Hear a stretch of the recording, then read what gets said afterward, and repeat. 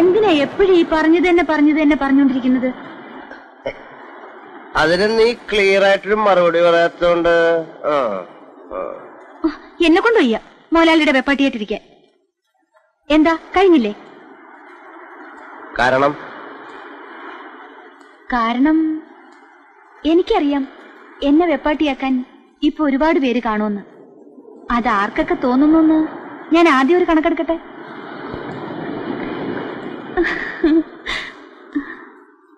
അങ്ങനെ ആവണമെങ്കിൽ തന്നെ ഒരു തടി കൺട്രാക്ടറുടെ വെപ്പാട്ടിയാവണോ? കുറെ കൂടെ കാശ് സൗകര്യമുള്ള ആരെങ്കിലും കിട്ടുമെന്ന് എനിക്ക് തിരക്കിക്കൂടെ?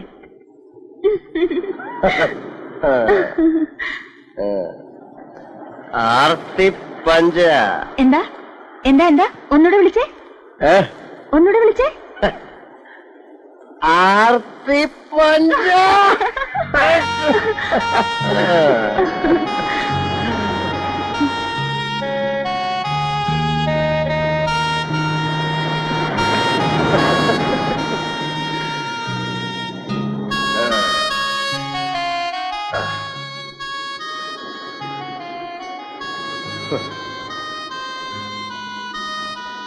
മോനെ തടി കോൺട്രാക്ടറെ, നീ ആരാ? ഉള്ളത് പറ. ഇന്ന് ഉച്ചയ്ക്ക് 12 മണി മുതൽ ഈ നേരം വരെ മുതലാളി എന്നോട് പറഞ്ഞത് മുഴുവൻ ഗുണ്ടാന്ന് എനിക്കറിയാം. അതറിഞ്ഞുകൊണ്ട് തന്നെയാ ഞാൻ എന്റെ എല്ലാം നേര് തന്നെ പറഞ്ഞത്. പക്ഷേ നമ്മൾ രണ്ടുപേരും ചേരാൻ പറ്റിയവരാ. നേര് പറഞ്ഞാൽ നാളെയും പരസ്പരം ഉതകിയേക്കും. ഉള്ളത് പറഞ്ഞു ഗുണമേ വരൂ.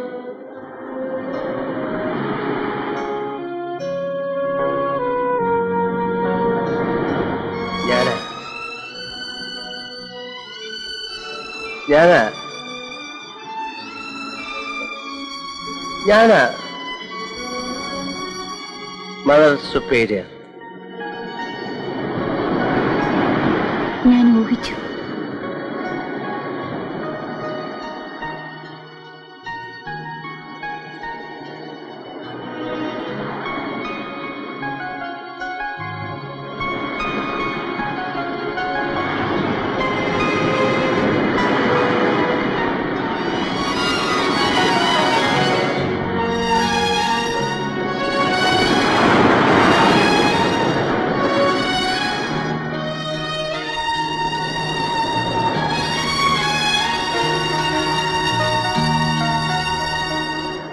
ആ നേരത്ത് രാധ എങ്ങനെ പറഞ്ഞില്ലായിരുന്നെങ്കിൽ ഞാൻ ക്ലാരെ കാണില്ലായിരുന്നു. ചിലപ്പോ കണ്ടേനെ, പക്ഷെ എന്തായാലും ഇങ്ങനെ കാണില്ലായിരുന്നു. ഇത്രയും കാലവും ഒരു പെണ്ണിനെ കാണാൻ കൂട്ടാക്കാതെ ഞാൻ പിടിച്ചു നിന്നത് എനിക്ക് ഉള്ളിത്തട്ടി മോഹം തോന്നുന്ന ഒരു പെൺകുട്ടിക്ക് കൊടുക്കാൻ വേണ്ടി ഞാൻ എന്നെ തന്നെ സൂക്ഷിച്ചു വെച്ചത്. ഇനിയിപ്പോ ഞാൻ എല്ലാരെയും കാണാൻ തുടങ്ങുമെന്ന ഇപ്പോഴെന്റെ പേടി. അതൊന്നുമില്ല, രാധയായിട്ട് ഒന്നുകൂടെ കാണാം. ഇനി കോളേജിൽ പോയിട്ട് വേണ്ട, വേറെ എവിടെയെങ്കിലും വെച്ച്. അതൊക്കെ വരും. ഒരു ദിവസം കാണാം രാധ മണ്ണാർത്തോടിയിൽ ഇരിക്കുന്നത് 3-4 ബൊമ്മയ്ക്കും തമ്പ്രാൻ കുഞ്ഞുങ്ങളുമായിട്ട്. അത് കാണാൻ ഞാനൊരു ദിവസം അവിടെ വരുന്നുണ്ട്.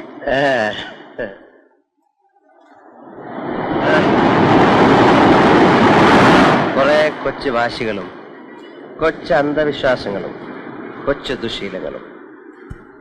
അതാ ഞാൻ. തോന്നി.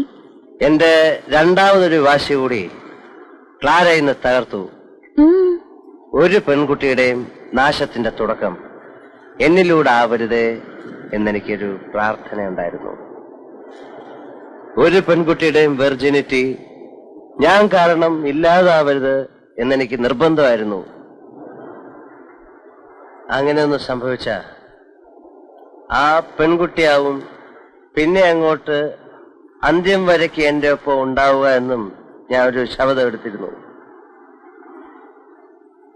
ഞാൻ ക്ലാരെ മാരി ചെയ്യട്ടെ.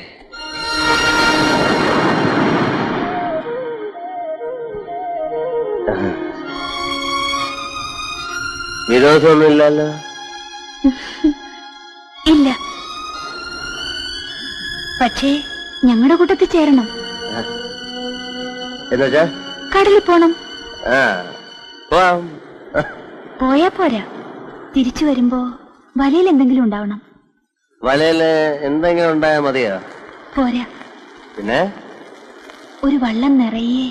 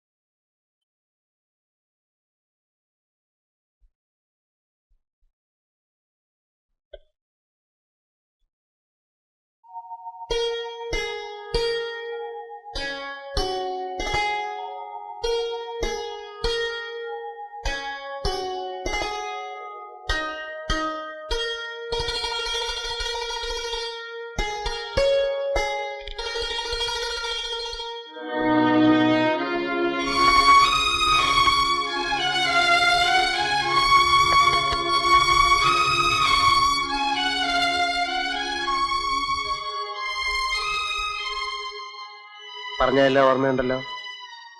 അതൊന്നും വെറുതെ ഒരു മൂഡിലങ്ങ് പറഞ്ഞല്ല, അറിയാലോ. ഞാനിപ്പോ വരാട്ടോ, എങ്ങും പോണില്ല.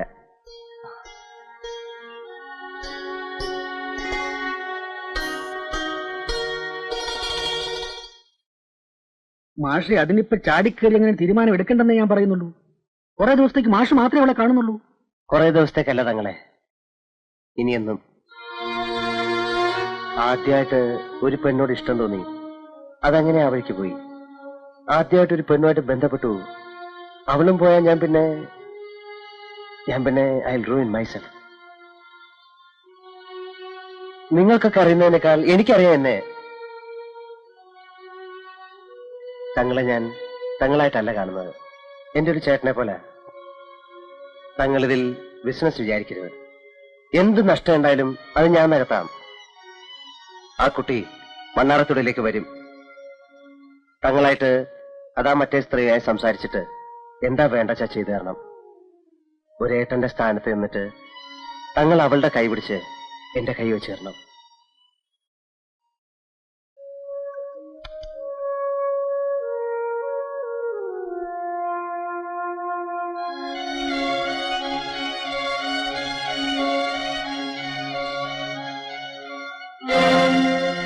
എന്താ എന്റെപ്പാ? ഹോട്ടലിൽ നിന്ന് ഒരു ചെക്കൻ വന്ന് പറഞ്ഞു ഉടനെ ഇങ്ങോട്ട് ചെല്ലണമെന്ന്. റെയ്ഡാണോ? റെയ്ഡല്ല, വേറെ എന്തോ കുഴപ്പം. ആ സ്ത്രീ അവിടെ എന്തോ പ്രശ്നം ഉണ്ടാക്കുന്നുണ്ട്. നീ ടാക്സിയിലല്ലേ വന്നത്? ആ. മാഷ് വരണമെന്നില്ല? ഇല്ല, ഞാൻ കൂടെ വരാം. അയ്യോ, എന്റെ കുഞ്ഞു പോയി.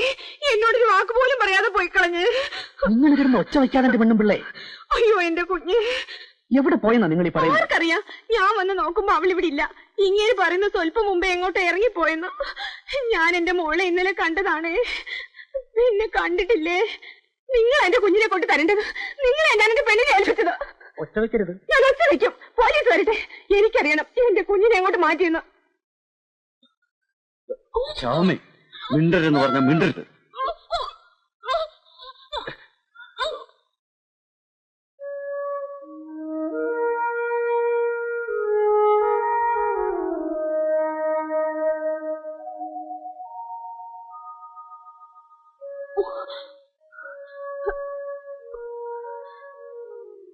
എന്താ ദാമോദര ശരിക്കും ഉണ്ടായത്? ആ പെണ്ണ് സ്ഥലം വിട്ട് കളഞ്ഞാ തങ്ങളെ. നിങ്ങൾ കണ്ടോ പോണത്? കണ്ടു, അതല്ലേ കൗണ്ടറിന്റെ മുന്നിൽ കൂടെ ഗമയില്. സാറ് പോയി ഒരു അരമണിക്കൂർ കഴിഞ്ഞപ്പോ അവളും പോയി. ഞങ്ങൾ ഉദ്ദേശിച്ചത് നിങ്ങളുടെ എന്തോ അഡ്ജസ്റ്റ്മെന്റ്സ് ആയിരിക്കുന്ന. എങ്ങോട്ടായിരിക്കും അവള് പോയിരിക്കുക? അവളിപ്പോ എവിടെയും എത്തിക്കാണും. പോണതിന് മുമ്പ് കൗണ്ടറിൽ വിളിച്ച് ട്രെയിന്റെ സമയം ചോദിച്ചു. അത് മാനേജർ പറഞ്ഞു. എപ്പോഴാ ട്രെയിനിന്റെ ടൈം? ട്രെയിനൊക്കെ രാവിലെ പോയില്ലേ. അവൾ ഇറങ്ങുന്ന വണ്ടിയുടെ ടൈമിനാ. നിങ്ങൾ ഈ പറയുന്ന നേരാണോ? ഏത് കോടതിയിൽ വേണേലും ഞാൻ വന്ന് പറയാം. എന്താ പോരെ ചേട്ടത്തേക്ക്? അവൾക്ക് ജീവൻ അപകടമൊന്നും ഉണ്ടാകാതിരുന്നാൽ മതിയായിരുന്നേ. എന്റെ പിതാവേ. നിങ്ങളിങ്ങ് വാ, പറയട്ടെ. റെയിൽവേ സ്റ്റേഷനിൽ പോയി തപ്പിയാലോ? തപ്പിക്കോ, വിശേഷമൊന്നും ഉണ്ടാവും തോന്നില്ല. ആ പെൺകുട്ടി കള്ളിയാ, എനിക്കത് ആദ്യമേ തോന്നിയതാ.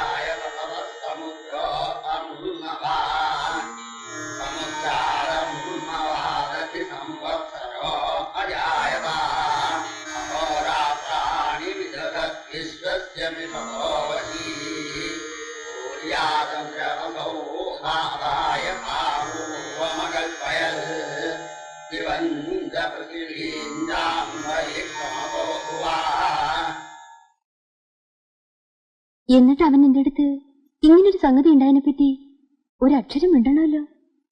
മൂപ്പരാകെ ചളിച്ചിട്ടുണ്ടാവേ. അന്ന് അവൻ എന്നോടൊന്ന് പറയണ്ടായി രാധ ഇഷ്ടായിന്ന്. എന്നുവെച്ച് ഇങ്ങനെയൊക്കെ കാട്ടിക്കൂട്ടി കളയുന്ന ആര് കരുതി? പ്രാന്തൻ എന്നോട് പറഞ്ഞപ്പോരായിരുന്നോ? പിന്നീട് കക്ഷി രാധയെപ്പറ്റി എപ്പോഴെങ്കിലും എന്തെങ്കിലും ചോദിച്ചിട്ടുണ്ടോ? ആ, അവനായി അവന്റെ പാടായി. കൃഷിയും തേങ്ങയും വെള്ളം തേവലും കൂലിയും പിശുക്കും ഇടയ്ക്കിടയ്ക്ക് ഓരോ ഗുരുവായി പോക്കും. അവൻ അപ്പോഴാ കഥ മറന്നു കാണും. എന്നാൽ ഇവിടെ ഒരാളുടെ കാര്യം നേരെ മറിച്ചാ. രാധയുടെയോ? ആ, മൂപ്പരെ പറ്റി അവൾ എന്തൊക്കെയോ ധരിച്ചു വെച്ചിരുന്നു. എന്താന്നിപ്പോ അവൾക്ക് തന്നെ അറിയൂ. ഈ സംഭവത്തിന് ശേഷം ഞാനും മാധവേട്ടനും ജയേഷിനെ പറ്റി അവളോട് കുറെ പറഞ്ഞു കൊടുത്തു. ഏതായാലും പെണ്ണിനിപ്പോ ആകെ ഒരു മനസ്താപ. അങ്ങനെ പറയേണ്ടിയിരുന്നില്ല എന്നൊരു തോന്നല. ഇന്നിവിടെ വന്നാ സംസാരിക്കണമെന്ന് പറഞ്ഞിരിക്കായിരുന്നു അവള്. വരാഞ്ഞപ്പോ ആകെ വിഷമായി കാണും. ഇതെന്താ ഞാനിപ്പോ പറയാ? മാലിനി ചേച്ചി ഒരു കാര്യം ചെയ്യേ, മൂപ്പരോട് വിവരം പറഞ്ഞിട്ട് ജാതകം ഒന്ന് കൊടുത്തേക്ക്. ജാതകം ചേർന്ന ബാക്കി ഞാനേറ്റു. ഭാസ്കരൻ മാമ അക്കാര്യത്തിൽ കടുംപിടുത്തം പിടിക്കും. അറിയാല്ല കക്ഷിയെ, അതുകൊണ്ടാ.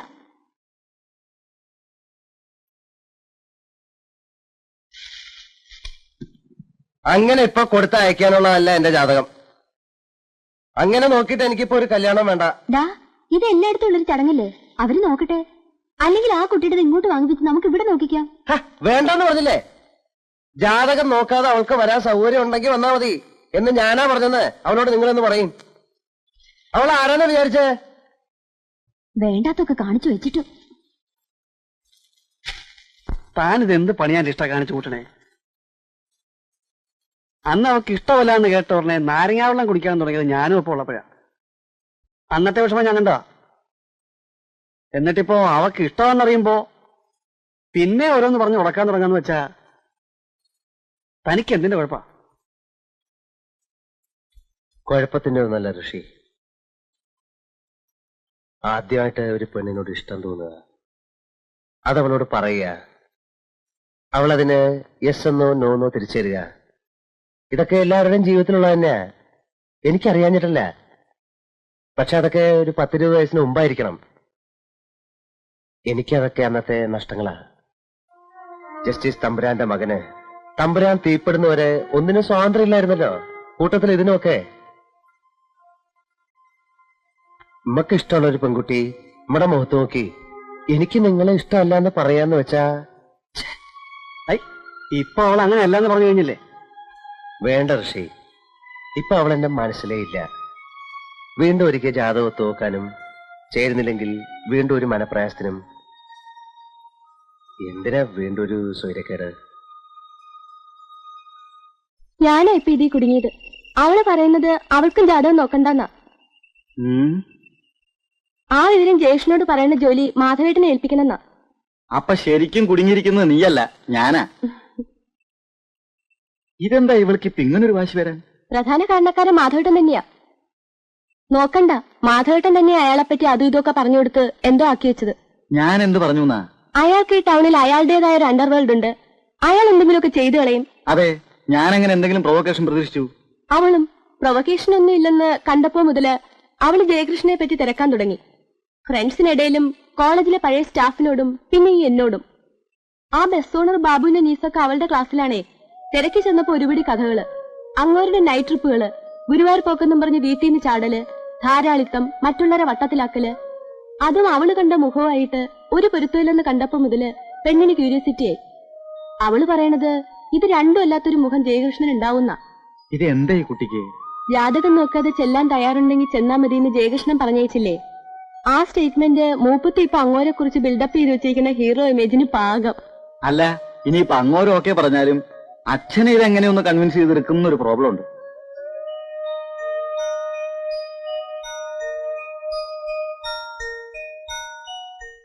പരിചയത്തിലോ കേട്ടറിവിലോ എവിടെയെങ്കിലും ഒരു കല്യാണം നടന്നാൽ രഹസ്യമായിട്ട് ജാതകം ഒത്തുനോക്കുന്ന ടൈപ്പാ അച്ഛൻ. ഞാനത് അവളോട് പറഞ്ഞു. പക്ഷെ ആ കുട്ടിക്കിപ്പോ അതൊന്നും തലേ കയറുന്ന മട്ടല്ല. അല്ല മാധവ, അന്നെന്തോ ഒരു മൂഡില് കോളേജിൽ നിന്ന് കയറി ഒരു വിഡ്ഢിവേഷം കെട്ടിയെന്ന് വെച്ചിട്ട്. അത് താൻ എന്റെ അടുത്ത് പറയണ്ട. തന്നെ ഞാൻ കോളേജിൽ നിന്നേ കാണുന്നതാ. ഒരുപാട് കളികളിൽ ചുറ്റപ്പെടഞ്ഞ് കിടക്കുന്നുണ്ടെങ്കിലും ഏതെങ്കിലും ഒരു പെൺകുട്ടിയോടുള്ള തന്റെ ആദ്യത്തെ അപ്രോച്ച് ആയിരിക്കുമെന്ന് എനിക്കുറപ്പാ. അത് ഞാൻ രാധയോടും പറഞ്ഞു. പക്ഷേ അന്നത് ചോദിക്കുമ്പോഴുള്ള എന്റെ മൂഡും ഇപ്പോഴത്തെ എന്റെ മാനസികാവസ്ഥയും. താനൊരു കാര്യം ചെയ്യേ, നേരിട്ട് അവളെ വിളിച്ച് സംസാരിക്കുക. അതാവില്ലേ നല്ലത്, എന്നെ ഇതിന്റെ ഇടയിലിട്ട് ചുറ്റി കളിപ്പിക്കുന്നതിനേക്കാൾ. തനിക്ക് വീട്ടിൽ വന്ന ആളെ വിളിച്ച് സംസാരിക്കാലോ. അയ്യോ, ഞാനില്ല. ഇത്രയൊക്കെ സ്ഥിതിക്ക് അതിന് ആലോചിക്കാനേ പറ്റില്ല. പിന്നെ ഇപ്പൊ എവിടെയാ? ആ, എല്ലാ വെള്ളിയാഴ്ചയും ചൊവ്വാഴ്ചയും അവള് വടക്കുന്നാഥന്റെ അമ്പലത്തിൽ തൊഴാൻ പോകും. ആദ്യകാലത്ത് ഒരു ദിവസത്തേക്ക് ഒരു ഇത്തിരി ഭക്തിയൊക്കെ ആയിക്കോട്ടോ.